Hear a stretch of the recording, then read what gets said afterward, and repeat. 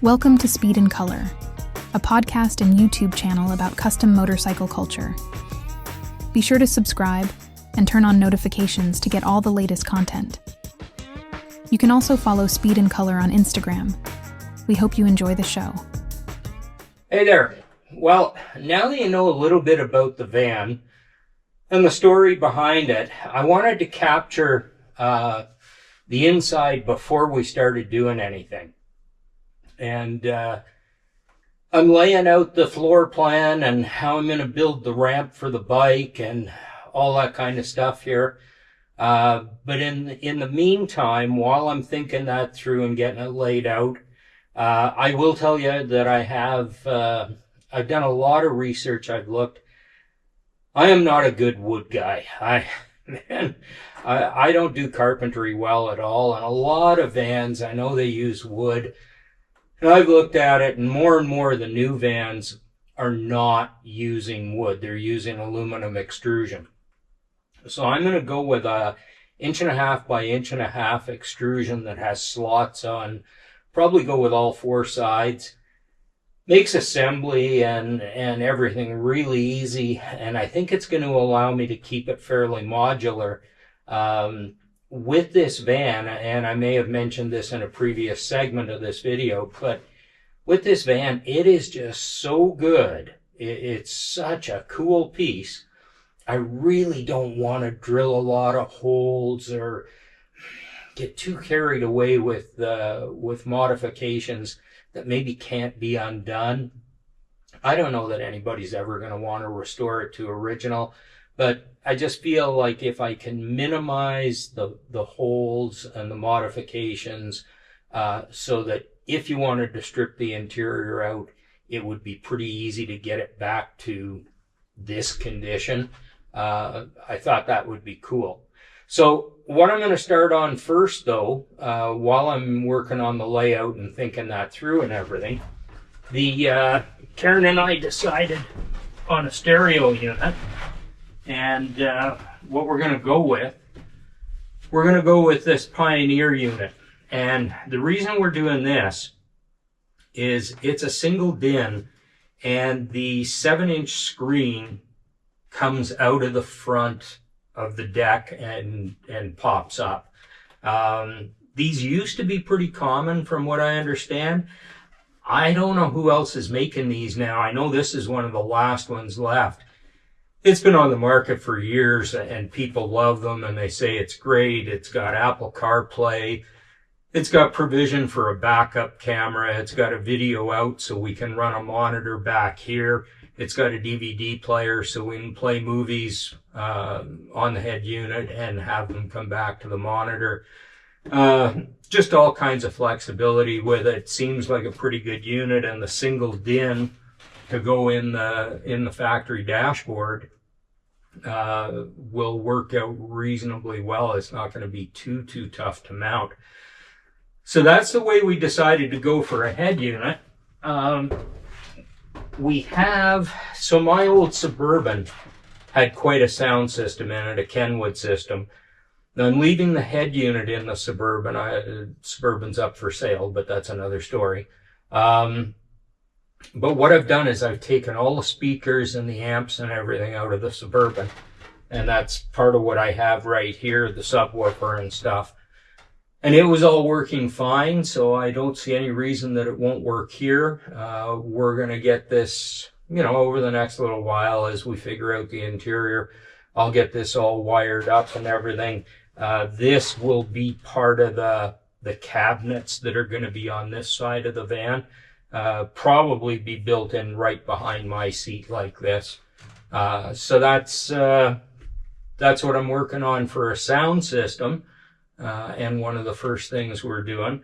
The other thing that we're going to do, and this is pretty cool. Oh, and by the way, that Pioneer sound system comes from GB, what do they call themselves? JB Power Center, or JB's Power Center here in Calgary.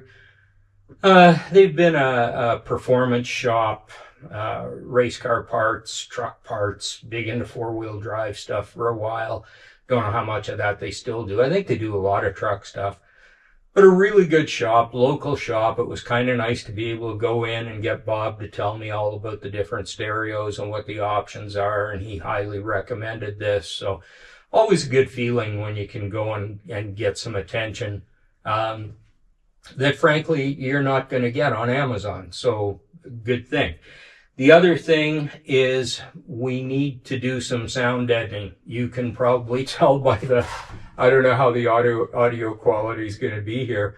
But the sound deadening in these is from what I've researched, it's a critical part of doing a van. You want these things, just every little stone, anything that happens on the outside skin, just reverberates through the inside. So Karen and I are going to get started on the sound deadening. And JB's also has this product called Hushmat. Now, there are other products out there, better or worse. I don't know. I think they all do the trick. They all work pretty well. I've known guys that have used this product in hot rods, the floors up under the dash, that kind of stuff for sound deadening. It'll give us some insulation value. It's not going to give us a lot. We may add some insulation to this, but for starters, it's the sound deadening that we're really after. We don't have much to do to prep the inside other than, Bon-Ami and wipe it down so it's good and clean, so this stuff sticks really well. The package, or the kit that we went with, has, how many square feet is this? 58 square feet. And they are 1 foot by 2 foot, well, 23 inches. I think they're 12 inches by 23 inches. And these just happen to fit really, really nice between the ribs. Now, I've read with one product, they say that you only need to cover 25% of the surface to get the full sound deadening effect. I don't know. I'm not so sure about that, and I sure as heck don't want to do all of this and only cover 25% of that panel and then find out that it's not as good as I wanted it to be. So I think, it's a little bit costly, but it's really not that bad. We'll see how far 58 square feet goes. But I think we're just going to do these entire panels. We'll do the wheel welds, all that kind of stuff. And then, of course, as I said, probably add some insulation on that. Then put our, whatever we do for interior panels, whatever you want to call it, put those in, and we should be in pretty good shape. Like I say, I know there's going to be a cabinet here. I know where the camera is sitting right now is going to be the bed. There's going to be another small cabinet right over here beside the bed. We got to store some stuff, and I got to figure out where chairs and different things get stored. Most of that will go under the bed. But in this case, we have to remember that when the center of the bed is going to come out and be either the table when we want to sit around a table back here, or the ramp for loading the motorcycle. When the motorcycle comes in here and comes, roughly straight up the center, again, you got to remember that there's no storing anything laying on the floor or anything like that in that space where the motorcycle sits or comes in. So I got to think that through, and I want to make sure I get it right, because this thing needs to, it needs to work for us. It needs to function for us. So I'm going to get started on this sound deadening. I just wanted to capture the inside of the van with nothing done before we get too far along. And, I'll keep recording, updating you as we go and showing you what we're doing to it. All right. Well, I've been working away on this, and learning some stuff about this hush mat, this sound deadening material. Really works well. Very impressed. It's neat stuff. Boy, oh boy, it's a lot of work though. I gotta tell you that. So, applying it, fair warning, if you haven't done this before, man, this stuff is sticky. The adhesive is just crazy on it. And, you want to make sure that you got it in the right place, because boy, pulling it up, I don't know how you'd ever do that. I don't know how you'd ever strip this stuff off, which kind of disappoints me, because if anybody ever wanted to put this van back to original now, I mean, it hasn't really modified the van, but I don't know how you'd ever get this stuff off. Anyway, I'm never taking it off, so I'm not worried. It's really coming along well. I'm figuring out how to do the panels. I did the wheel well, I guess you'd call it, on the inside here. This stuff is very pliable. You can certainly shape it to a large degree. So it goes well. I'm finding that maybe my vinyl wrap experience is a good thing, because it's much thicker and it doesn't stretch like vinyl wrap and stuff like that. But it does share a lot of characteristics in application to vinyl. In that regard, I ordered up a couple of these. These are a squeegee. I got these off Amazon. It's a plastic squeegee for doing vinyl car wraps, vehicle wraps, whatever you want to call it. One edge is just the plastic, and it's fairly hard. It's fairly stiff. I find that edge is really good for tucking it into the corners and for getting the edge of the material down, and also for shaping the curves on the wheel well and the gas tank filler section here. You can really get some shape to it with this, and you can really stick the stuff down. This side, the black side there, is actually a soft material. So on a vinyl wrap, it's not going to scratch the wrap. In this case, it doesn't dig into the foil. I guess that's aluminum foil. It doesn't dig into it real bad, and it slides real nice on it. So it makes it really nice for applying it. My application technique is to take a piece. I find it much easier to run them vertically than horizontally, although in some panels it makes sense to go horizontal just because of the sizing.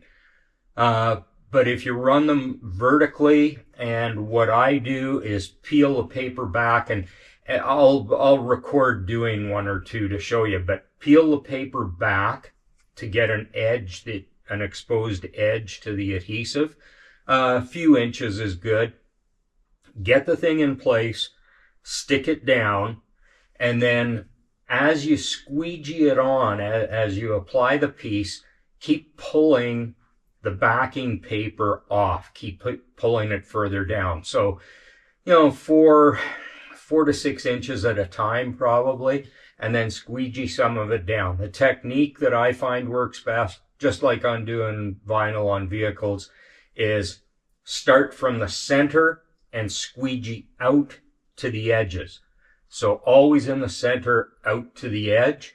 And what that does is the center runs true, and it pushes the air out, and it pushes the material out to the side. Keeps it straight, keeps it nice.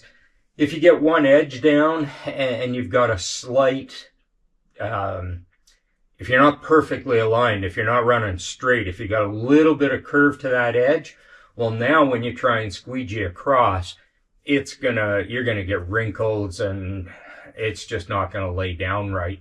So center out to each side is best.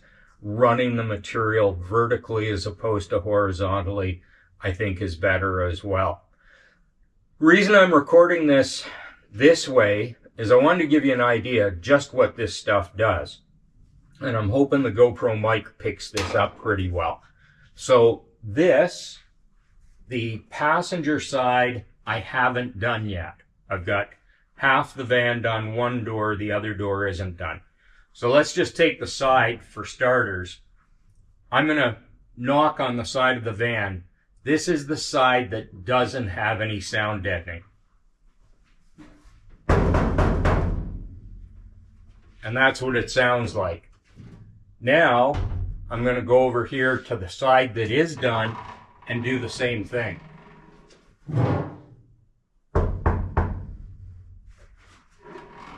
The sound, the difference is unbelievable. It just, this side is totally killing that. You think about that, you think about the wheel well, you know, small stones getting thrown up there by the tire, all that stuff. It just, this is going to be great. And with the sound system in here, it's going to be wonderful. I still have to do the roof. I'm going to finish this side. Let me show you the difference in the doors, and I'll just tell you a bit about the doors. So this is the driver's side door. Okay, again, so that the little bit of ringing you're getting is actually coming off of the passenger side not being done. Here's the passenger side with no sound deadening.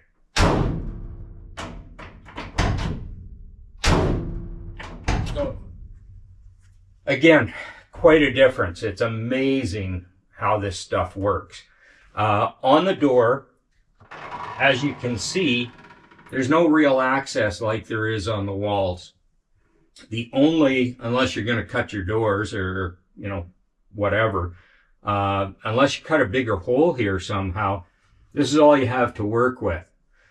What I've been doing is taking offcuts, you know, trimmed off pieces and stuff, cutting a square or a rectangle that I can fit through this hole, take the backing off, go through the hole, and I've put pieces on both the outside skin and the inside skin, and you can kind of hear that. It's very dead. You're not getting 100% coverage, but I think I put 3 or 4 pieces on the backside here just as I could reach them easily, and it works really, really well. It's done the job. Now when I make up an interior panel for this, and this has some upholstery on it, I think it's going to be just beautiful. So that's the technique there. Same or similar deal on the passenger side, where this is all the access I have, but I'll be able to get in there and get down. I'll probably try and get 2 in the bottom on both the outer and the inner skin. And then if I can get a couple up top here, that'll work to deaden that. So that's where we're at. I'll record while I'm putting on a couple pieces here. I'll just turn the camera on so you can see my technique. As I say, it's, I really am fussy. I like things to be perfect. They seldom are.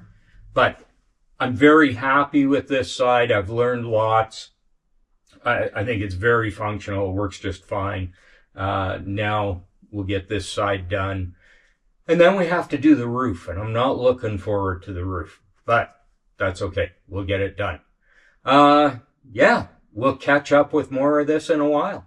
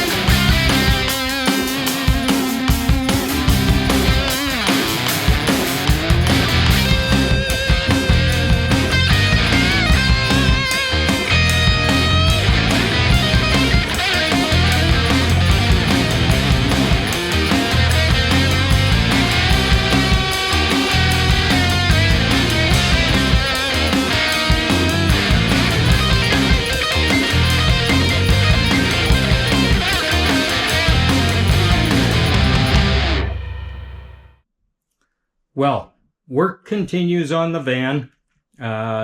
Pretty happy with the result of the sound deadening material. So JB's Performance in Calgary here is where I got the sound deadening material. I think I mentioned that already. The stuff I used is called Hush Mat. I think it's all pretty much the same.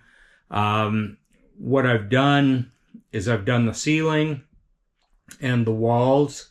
I have not done the floor because I haven't decided yet exactly what's going to happen on the floor. I have to see how my cabinets are going to work out and everything.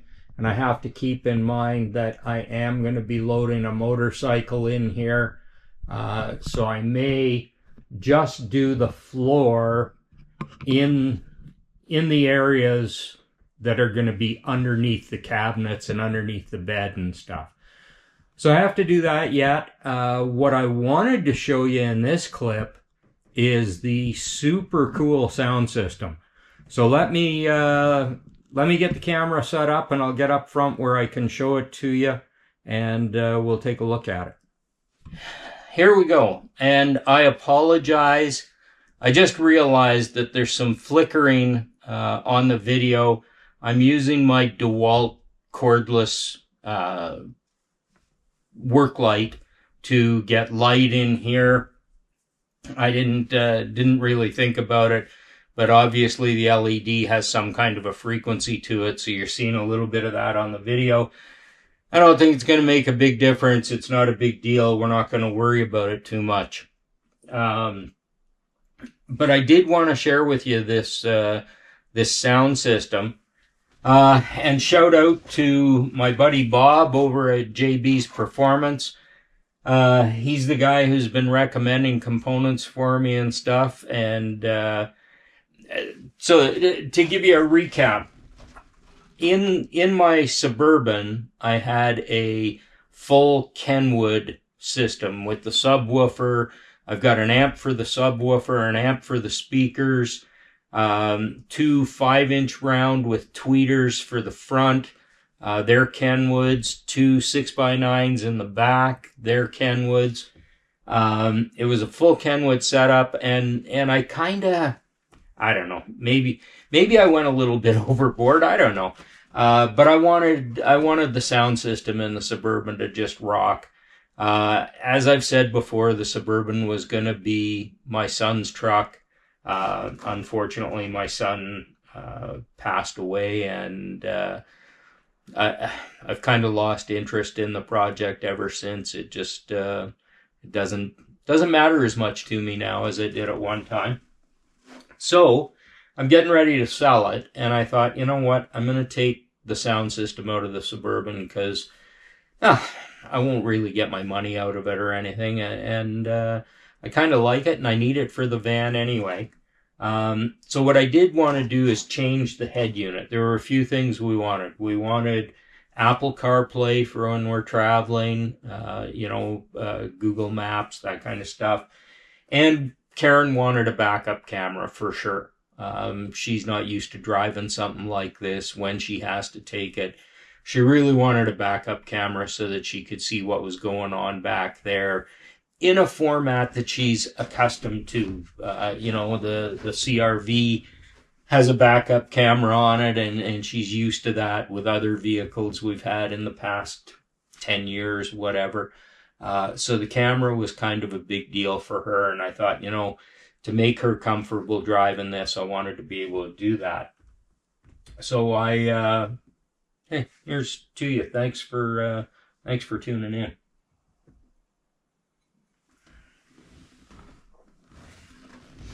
So I wanted to make sure she had everything that she needed to be comfortable. Now, about the sound deadening, what a huge difference. I'm going to tell you, and this is an old guy talking, but this thing rocks. Man, the sound is great. Karen gets a big smile on her face. We're really going to enjoy this at shows. Traveling down the highway, I mean, we're not going to be blaring it going down the highway, but at shows, when we're camping, being able to have some tunes on and stuff. Really, really happy. The only thing I've got left to do, I do have to do the front doors. I did the back doors. There's a couple access points where you can get in there.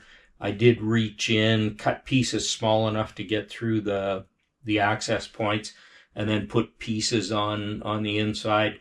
As I've told you before, what I've read says you only need to do about 25% of the surface to deaden the sound.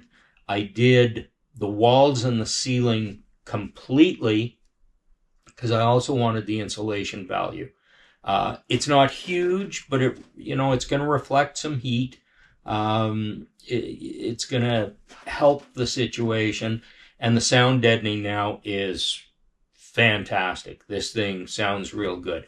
The only thing I can't do is the side door. And the reason for that is there is only a very small access hole. When you take off the panel around the door latch or the door handle, there's so much stuff in there. There's very little access, and I don't want to tear it all apart because it's all original and it frickin' works beautifully. So I don't want to get in there and mess with that. I think I can get in there and get a couple small pieces on the outer skin and the inner skin with an upholstery panel on the inside. That's going to help a lot. I tried this with the side door closed. I don't have a problem with it. I think it's going to be pretty good. So I'm not worried about that. The front doors, though, taking off the door panels, you get big access in there. I'm going to take off the front door panels, clean out the inside of the door. there's some dust. It's in real nice shape. But I'll clean up the dust so I get good adhesion, and I'll get, I'll get a couple panels of hush mat on the outer skin and that inner door panel, and down at the bottom of the door where there is no door panel, typical old technology. I'll get something in there, and the kick panels up front are just bare steel. I think I'm going to do something to cover them, so I'll probably put some sound deadening up there as well.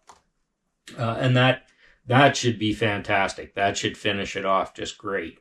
So the sound deadening worked out fantastic. If you're thinking about doing this, absolutely, 100%. That makes such a huge difference. I would highly, highly recommend it to anybody doing one of these older vans, or I guess a newer one. I don't have any experience with newer ones, but I would imagine they're pretty much all the same. Not the easiest job, but you know what? If you have the right tools and you get a technique going, it's not bad, and the result is worth the effort. So this sound system, and again, what Bob over at JB's told me when I told him what I had and what I wanted to do, this Pioneer unit has been around for quite a while, and I guess quite a while. I think he said it's been popular for 6 or 7 years. So it's not a brand new unit, but now if I understand this correctly, it's a single din, so it's a single height, and the touch screen slides out and comes up, and I'll show you that in a second. So it maintains the single din. Now, some of you who have seen this van and how good this thing is for 1976, like I've told you on the videos, this thing is original paint, 57,000 miles, original miles. This thing is unbelievable. I'm not sure where it was kept. I don't know how it survived this well. And I take no pride in its condition personally because, folks, I bought it like this. This isn't something that I squirreled away or anything like that. I happened to find it, and I found the guy in the right mood to sell it, and I am absolutely thrilled about it. But I really can't take any credit for the way it is. But it is original. It's original paint. It's got the original build sheet under the hood, still on with fiber tape. It's still got the decal on the back that says it's got a Canadian flag, GM logo, made in Canada, which is really cool. This thing is, and you can see too, I'm looking at the door right now, and you can see how they were painted at the factory. And there's a bunch of orange peel on the door in the paint, but that's just what they did. That's the way it was. So it's kind of cool to have this thing. It's kind of time capsule stuff. This is a snapshot of 1976, and I want to keep it as much that way as I can. Now, to make it useful for us, we needed to do the sound deadening. We need to do the interior. I've made it a very conscious effort to drill as few holes as possible, to not do anything more than I have to that can't be reversed. So everything I do back here is going to be modular. It's going to be slide in. If I can fasten the bed modules and stuff with just 2 screws to hold them in place, that's what I'm going to do. I don't want to drill a bunch of holes and do a bunch of stuff. My goal is that if anybody ever wanted, for whatever reason, to take this thing back to dead stock, they would be able to do it by welding over a couple holes, pulling off the sound deadening, and, getting it right back. That said, the dashboard, somewhere along the way, as good as this thing is, somewhere along the way, somebody put a stereo in it. They didn't do a great job. They did cut the dash, which is why I didn't have a problem modifying it to fit this. They cut the dash. They didn't do a nice job of that. They ran speaker wires. They used that old cheesy black with a white stripe wire. They're thin gauge. Frick, I don't know what they are, but they're just not good wire at all. All the attachment points were done with Moret connectors, which, just is not right for automotive stuff. In the back they had, I'm going to guess they had 6x9s in enclosures, so they did drill a couple holes back there to put a couple self-tapping screws into the supports. It's not terrible. They didn't cut anything out. They just drilled a couple holes, but it would have been a cheesy sound system, and with no sound deadening in here and stuff. Man, other than listening to a talk show on AM radio, it wouldn't have been very good at all. Unfortunate. It's unfortunate that they cut the dash and they drilled a couple holes under here, but it also made it so that I didn't feel terrible having to modify it a little bit more to make this fit in. Wiring wise, this is done with spade connectors on the fuse box that can be pulled off. I didn't tap into any existing wires at all. So this is clean, and can be completely undone by somebody if they want to, and there'll be no evidence there was ever anything there.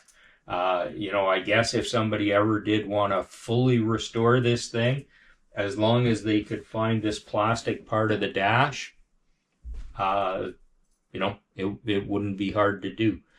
Even the USB connector, what I've done down there, I made a little foam insert and I used a cable clamp and I attached it to an existing screw under the dash that holds the dash on. So Is it perfect in terms of, use now? No, it's a little bit cheesy, but it's one screw. Take the screw out, get rid of the cable clamp, and put the screw back in, and it's absolutely original. So that's what I did there. The cowl, I had all kinds of ideas for the engine cowl here. I was thinking, I could attach this or attach that to it or whatever. My issue with that is, again, because I respect this thing so much, I didn't want to drill holes or attach anything to this that, that would be evident forever. And I also didn't want to run any wires to this that when this has to come off, a mechanic, technician, whatever you want to call them, or myself would have to be disconnecting wires and doing stuff like that. So I was able to, not only able, but I made it a point to not modify the cowl at all. It is completely stock. You will not see one of those oak cup holders in this van. That is not going to happen. I'm not going to attach anything to this. And the ashtray, other than I'd really like to clean it because it was used, evidently. Other than getting the ashtray cleaned up, I'm not even taking the ashtray out. For some reason, this van didn't come with a lighter. It wasn't ordered. Kind of odd. Ashtray, no lighter. But anyway, that's okay. The lighter would have been right up here. The plug is still there, so it wasn't installed from the factory. The ashtray is going to stay. This is going to stay just the way it is. So let me show you the sound system here. I'll just put the key in and turn it to accessory. And there's the touchpad. I got to tell you, Bob absolutely steered me right on this. I won't say it's a simple installation. Installation of stereos, or stereos, there's some old-time technology or old-time verbiage for you. A head unit is never an easy install if you're going to do it right and if you're going to do it clean. So all the wires under there are wire loomed. They're all tied up with nye ties, but I mean, they're tied up. Spade connectors on the fuse panel, on the extra. Back in the day, they would put an extra terminal there so that you could just slide a spade connector on it. Everything's fused properly, everything's connected properly, everything's crimped properly and heat shrinked and all that stuff. So it is a nice, what I consider to be a nice installation. I've got my phone plugged in here right now, so you can see that we do have Apple CarPlay here.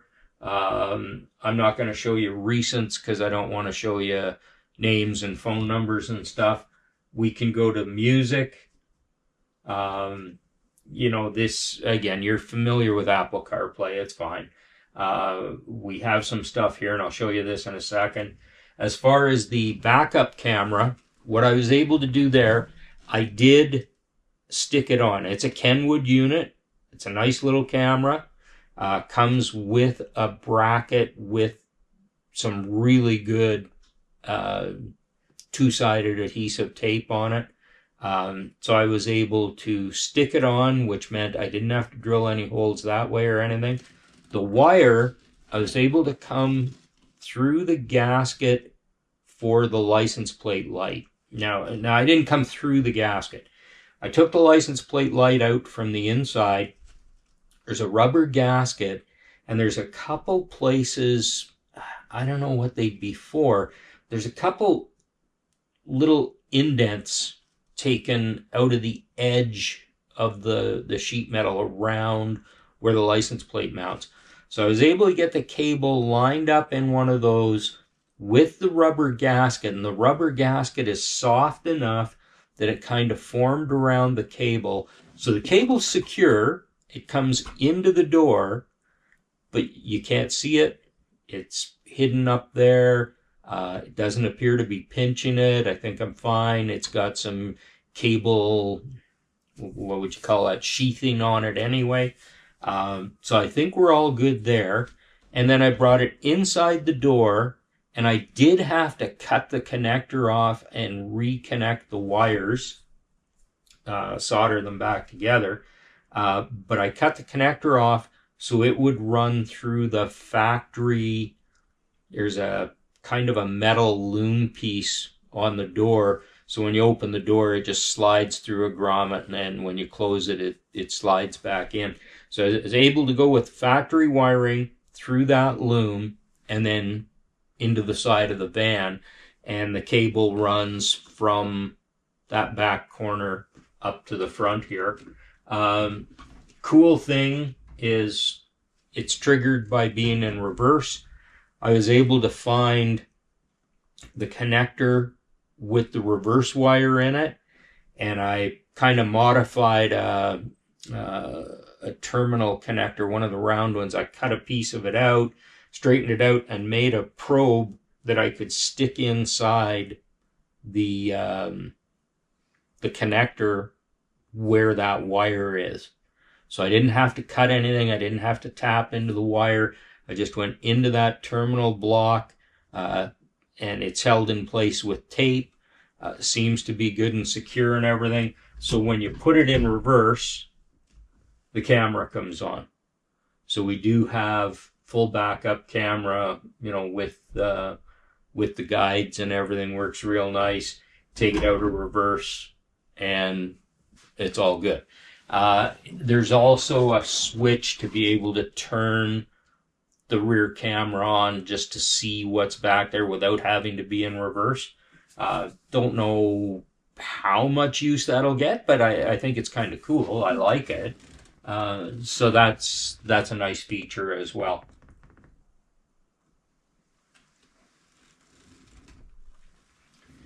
Playlist. Now, I'm not going to try and record the sound in this thing to show you how good the sound is.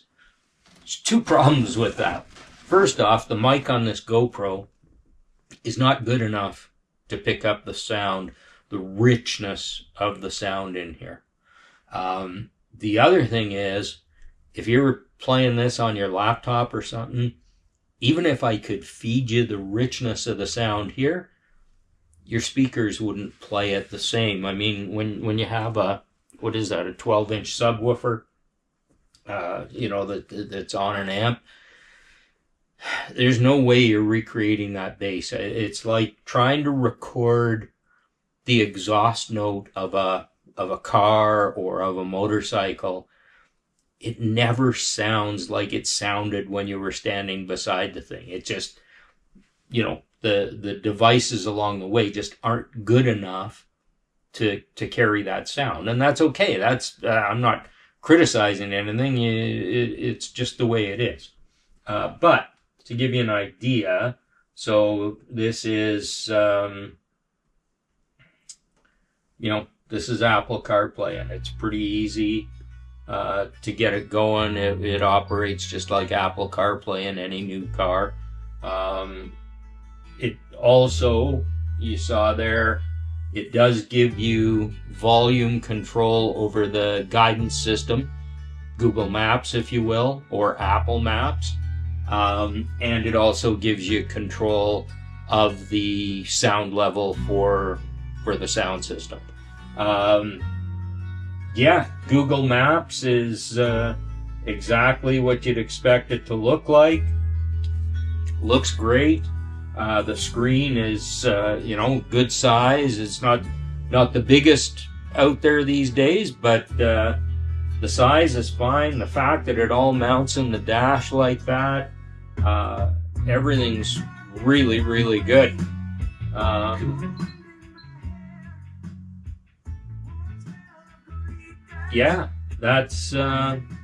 That's the sound system.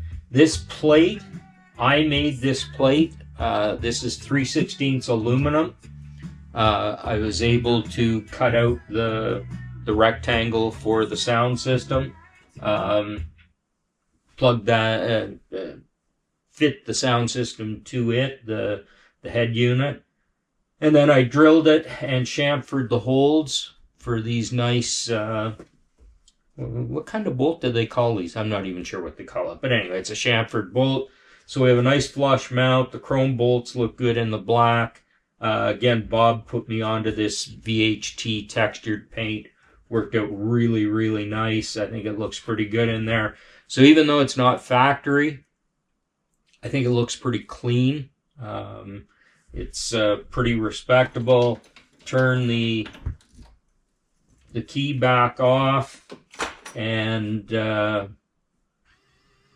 away goes the display. Everything is good, and for anybody going by, they don't see the display or anything. They, kind of looks just like an ordinary head unit in there. This one does play DVDs, so you got everything on here that you could ever need, from what I can tell, or that's available these days. The DVD, there is an external monitor jack on the back. The plan, we haven't done it yet, but the plan is, once we get the interior done and everything, we're thinking about mounting a monitor or a TV screen, if you will, right behind the driver's seat here. That means we could play something on there when we're set up at shows that you could see from the open side door. And if I mount it on a nice TV mount so it can pivot, we just pivot it towards the back so we can watch it laying on the bed in the back. So that's something we'll probably add, because it does have the external audio and video outputs on this thing. That way you could throw a DVD in of a movie and watch it. You'd be fine. That's what I've done so far. That's where I'm at. Now I just got 80/20 aluminum here today, 8-foot lengths, and I'm going to start figuring out how to build the bed and the cabinets and everything. On the side here, you kind of saw when I panned, the amps and the subwoofer are right behind my seat. They're going to stay there. Beside that will probably most likely be the refrigerator or chiller, cooler, whatever I go with. It'll be 12 volt. And then between that and the bed will be the DC charger, a deep cycle battery, and maybe a bit of a closet. I just have to remember that when I bring the bike in here up the center with handlebars, I can't have a cabinet in the way or anything, so I'm going to have to keep everything. I'll probably stick with the height that clears the subwoofer and the amps, and that'll be the height all the way to the back. But we'll find a way to be able to hang, shirts or pants folded in half, whatever, that kind of thing in a small cabinet there.